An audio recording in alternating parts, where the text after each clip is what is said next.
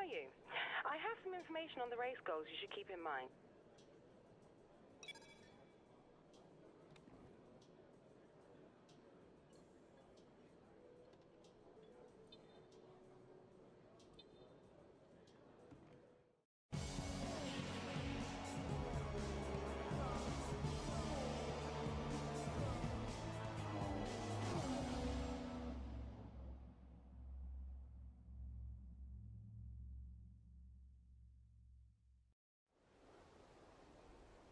We've seen some astonishing Grand Prix here over the years, haven't we?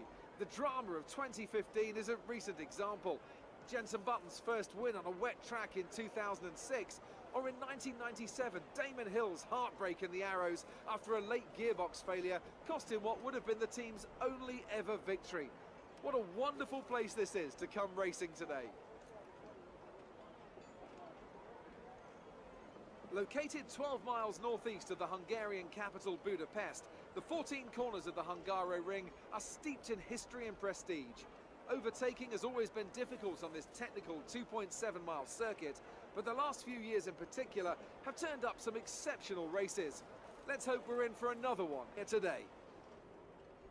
With me to enjoy it all is Anthony Davidson, a man who made his Grand Prix debut here with Minardi back in 2002. So, Ant, this is a bit of a special one for you, I'd imagine.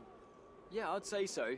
I also stood in to commentate on Jenson's win in 2006, and as I was a test driver for Honda at the time, you can imagine that was quite an emotional Grand Prix. It's also a tough circuit on the drivers, this one too. Lots of long, slow corners that require a lot of patience from inside the car. Plus, it's a very downforce heavy circuit.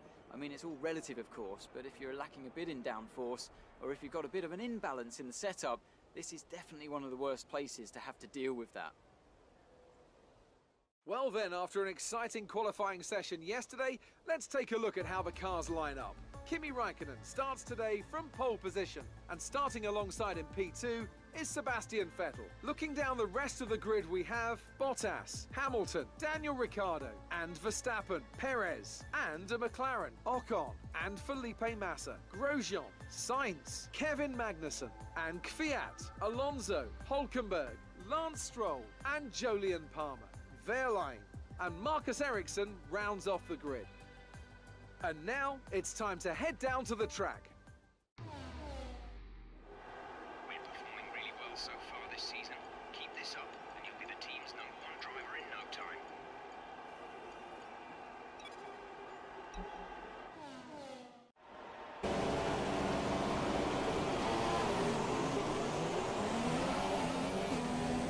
We're not seeing any technical issues coming off the practice start. Watch the RPM before the start. We don't look down.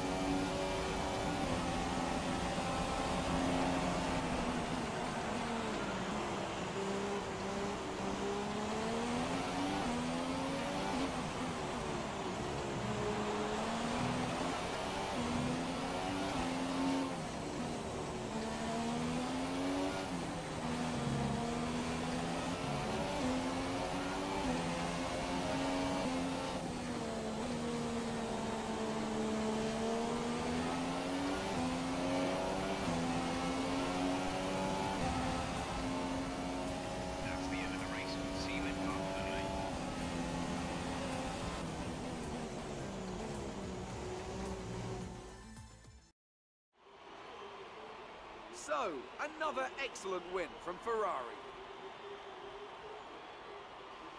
Anthony, what do you think made the difference here?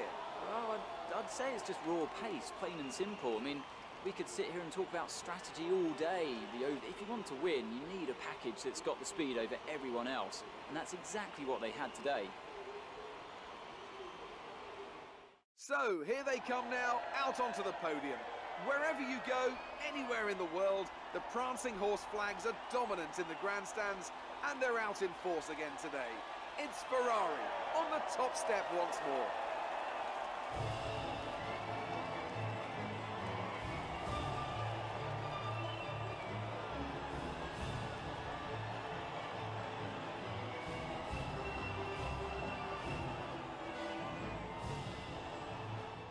And now let's take a look at the driver's standings. It wasn't the best weekend for our championship leader, and their advantage at the top has been reduced. Moving on to the driver of the day then. Anthony Davidson, who would you go for? Today, I'm going to give it to the McLaren driver. They did a great job at getting the most out of their tyres without losing pace, something that's a very handy skill to have in modern-day Formula One. And now let's take a look at the constructors' standings. Ferrari extend their lead at the top of the championship. There was also a strong showing from the McLaren team today as they make their way up the standings. It was great having you with us for this weekend. I hope you enjoyed it as much as we did. Until next time though, goodbye.